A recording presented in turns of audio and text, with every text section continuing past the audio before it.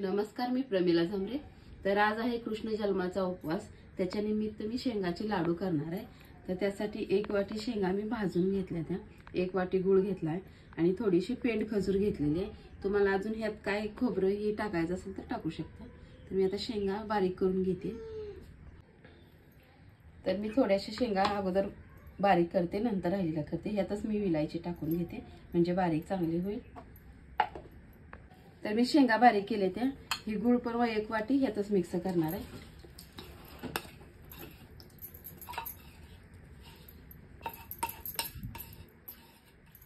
तर आपल्याला आता असे लाडू बांधायला येणार नाही, म्हणून काय करते, गूळ आणि शेंगा मिक्स करते आणि नंतर थोडं मिक्सरला वाटून घेते याला।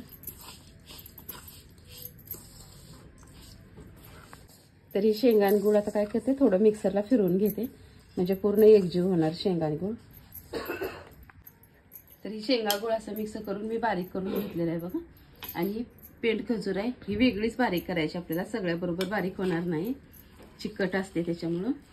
तर ही पण आपण ह्यात टाकून घेऊया।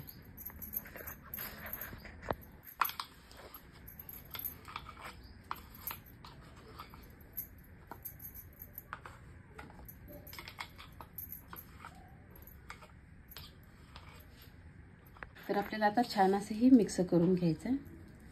तर ह्यात तुपाची किंवा पाणी काय सुद्धा वताची गरज नाही, एकदम छान असे लाडू बनले जातात। फक्त मिक्स करायचं।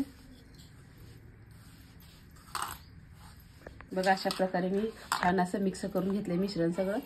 तर आपण आता लाडू वळायला घेऊया। लाडू आपल्याला किती मोठं किती छोटं बांधायचं त्याच्या अंदाजानंच लाडू वळायचं आपल्याला, बांधायचं आहे। तर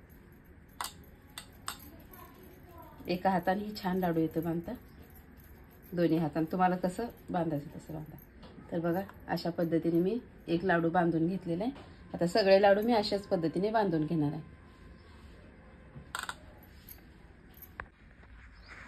आज कृष्ण जन्माच्या उपवासानिमित्त ही मी लाडू बनवलेले बघा, एकदम छान असं मऊसूत झाले। तर तुम्ही ही अशा प्रकारे बनवून बघा। माझा व्हिडिओ आवडला तर नक्कीच लाईक करा, सबस्क्राईब करा। फेसबुकवर बघत असाल तर फॉलो करा।